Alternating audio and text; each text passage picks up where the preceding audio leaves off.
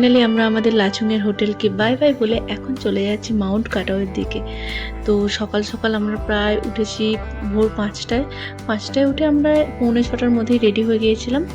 তো আমরা লাগেজগুলো রেডি করে ওখানে নিচে নামিয়ে রেখে আমরা গাড়ি করে আমরা মাউন্ট কাটাওয়ের উদ্দেশ্যে গেলাম, কারণ আজকে আমাদের দুটো পয়েন্ট মানে ভিউয়ের ছিল, একটা মাউন্ট কাটাও আর একটা 0.0 তো সবাই যায়।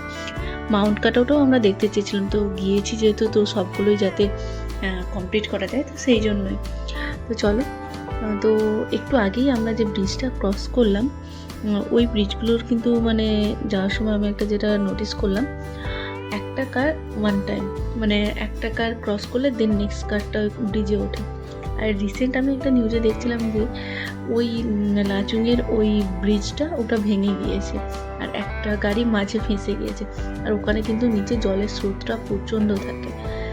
তো সেটা দেখলাম, খুব খারাপ লাগলো দেখে। আর আমরা দেখো এখন মানে অনেকটাই উপরে উঠে গেছি, ওই নিচে যে ভ্যালিটা দেখা যাচ্ছে ওটাই লাচুং ভ্যালি। আর হচ্ছে ওখানেই কিছুটা জনবসতি আছে, বাকি কিন্তু আর খুব একটা কোথাও মানে লোকালস বা কিছুই নেই, অল্পই জনবসতি। তাও ওখানেও ম্যাক্সিমামটাই হচ্ছে হোটেলই আছে, লোকাল খুবই কম।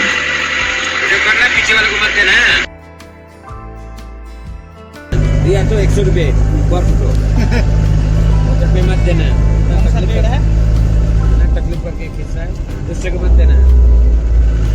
জিজ্ঞেস করছিলাম যে এই গাছগুলো কী গাছ, ড্রাইভার তো নিজেও বলতে পারেনি, আর মোটামুটি অন্য কিছু কথা দিয়ে কথাকে ঘুরিয়ে দিতে জানে, কিন্তু কন্টিনিউয়াসলি গোটা রাস্তায় বকবক করতে করতে আমাদেরকে এন্টারটেন করতে করতে গিয়েছে। তো চলো, আমরাও জানি না এটা কী গাছ, কেউ জেনে থাকলে বলতে পারো এটা কী গাছ। আর চলো, আমরা এখন অনেকটাই মোটামুটি উপরের দিকে এসে গেছি। তো তোমরা দেখতে পাচ্ছ একদম কাছ থেকে বরফটা দেখতে পাচ্ছি।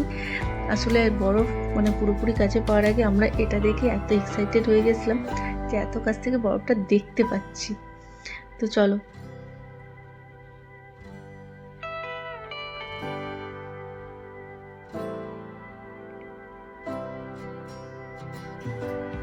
আমি পুরো রুটেরই ভিডিও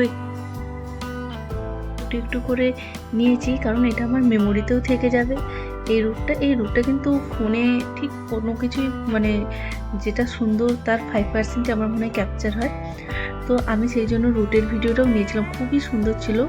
একটু তো ডেঞ্জারাস হচ্ছে, নর্থ সিকিমের রোড হয় মানে পুরো প্রপার ওইগুলো তৈরি হয় না, যেহেতু এখানে রীতিমতো ল্যান্ডস্লাইড চলতেই থাকে, তো সেই জন্য। বাট পুরো ভিউটা অসাধারণ ছিল, চারিদিকে যে পাহাড়, দূর থেকে বরফ দেখা যাচ্ছে, সামনে একটা ঝর্ণা নামছে, তো তোমরা দেখতেই পাচ্ছ। চলো,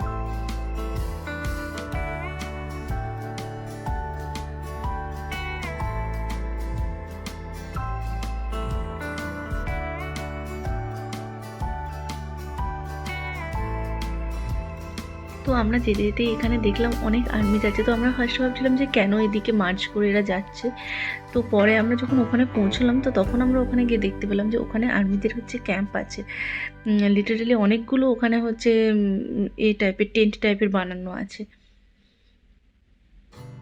তো এটা হচ্ছে ফার্স্ট সিচুয়েশান, তখন আমরা একদম কাছ থেকে বরফগুলো দেখতে পাচ্ছিলাম। তো আমরা তো ড্রাইভারকে বলছিলাম যে আমাদেরকে এখানেই নামিয়ে দাও, আমরা একটু বরফটা দেখে নিই।